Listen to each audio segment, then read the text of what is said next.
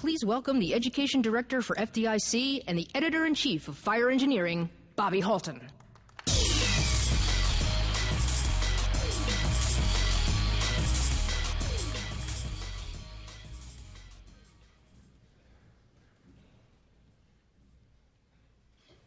That was a PT test. Good morning and welcome to the 82nd Annual Fire Department Instructors Conference. I'd like you to please join with me in thanking the wonderful Color Guard, the Indianapolis Pipes and Drums, the Voices of the IFD, and Father Byrne for their wonderful and beautiful work here this morning. Let's give them a big hand.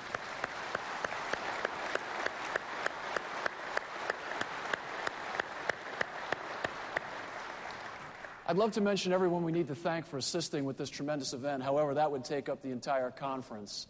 But allow me to extend to all of our wonderful partners and our tremendous volunteers a heartfelt thanks for their countless hours of devotion and their overwhelming support.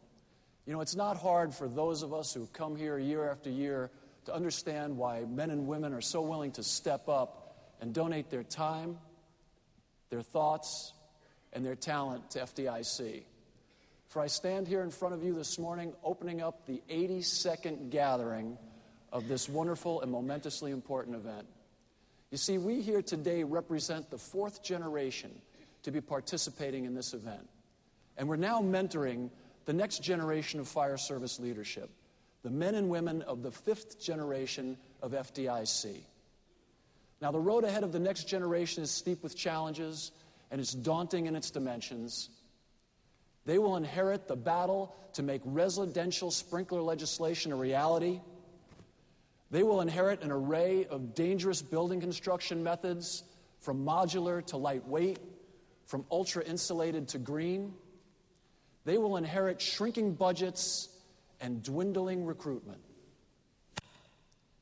And as they travel this profession's noble road, as you before them have for more than 2,000 years, they will be tested, as you were tested. The next generation will find obstacles behind every bend, dangers that we cannot even now imagine. But I know in my heart that they will succeed. I know that they will overcome all obstacles. I know that they will be victorious. And I know this because I know you. I know that because of your devotion and your passion that you are going to ensure that success. I know that you're going to lay the strong foundations that they need, the rock-solid foundations of true firefighters, of true public servants, of true peace warriors. That is why you are here at FDIC. You didn't come here for your own self-interest. You didn't travel to this venerated institution for a few days of camaraderie. You're here for the future of this great profession, for our nation's futures. And that's why men and women like you, instructors and students of this profession, have faithfully come here together at FDIC for 82 years. We come here because FDIC is where we exchange ideas.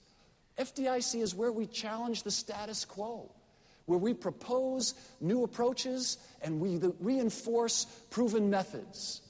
Here, the best of the bravest gather proudly to celebrate this profession's honored tradition of continuous improvement. We gather to recognize a profession that's noble of character, and we pay respects to the rich history of dedication and sacrifice.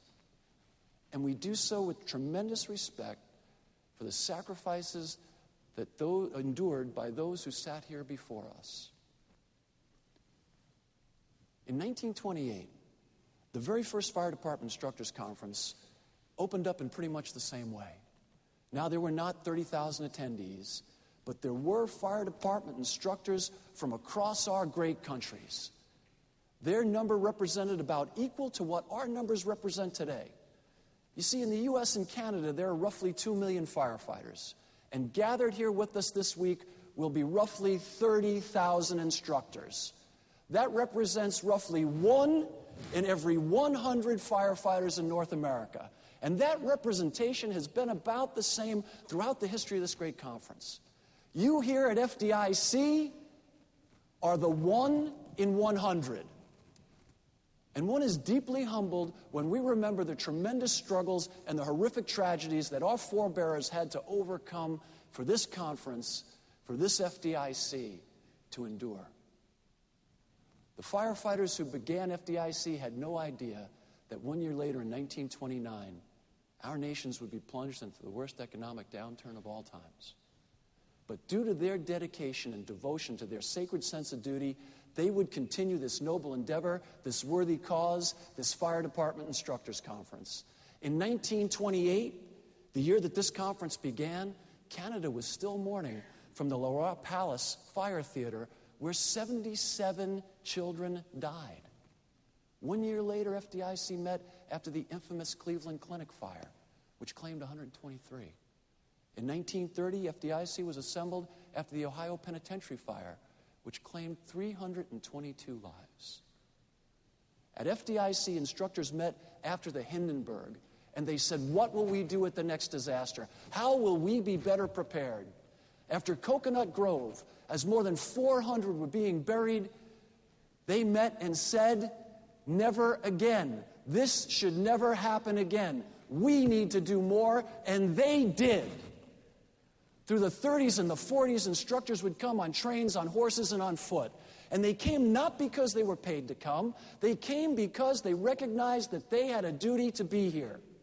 And their duty compelled them to sacrifice at a time when they were already sacrificing more than we could ever imagine. Their devotion to duty did not let the Great Depression stop FDIC, nor did the tragedies of the Second World War. Their devotion to duty compelled them to be here after the disaster at Texas City, Texas in 1947. Their devotion to duty required them to be here in the shadow of Our Lady of Angels, while tears were still falling from every face. The Hotel Vendome, Hackensack, wall bombs, all were respectfully discussed and analyzed at FDIC. Not for what happened, not for what should have been done, but for why. Not to point blame or diminish the virtue of those who were there, but to try to really understand what those at the fight were facing and how those in the fight saw the problem and why they did what they did. Our devotion to duty brought us here to FDIC after 9/11. We met, we cried, we remembered, we honored our fallen and faithful's devotion to duty, and we carried on. And we continue to meet today. And we do so not for us, but for the very same reasons we did in 1928. Honor, duty, and humility compel us. We meet for the next generation. We do it to be better instructors for those who will come next. For the next generation needs its instructors to plow a path.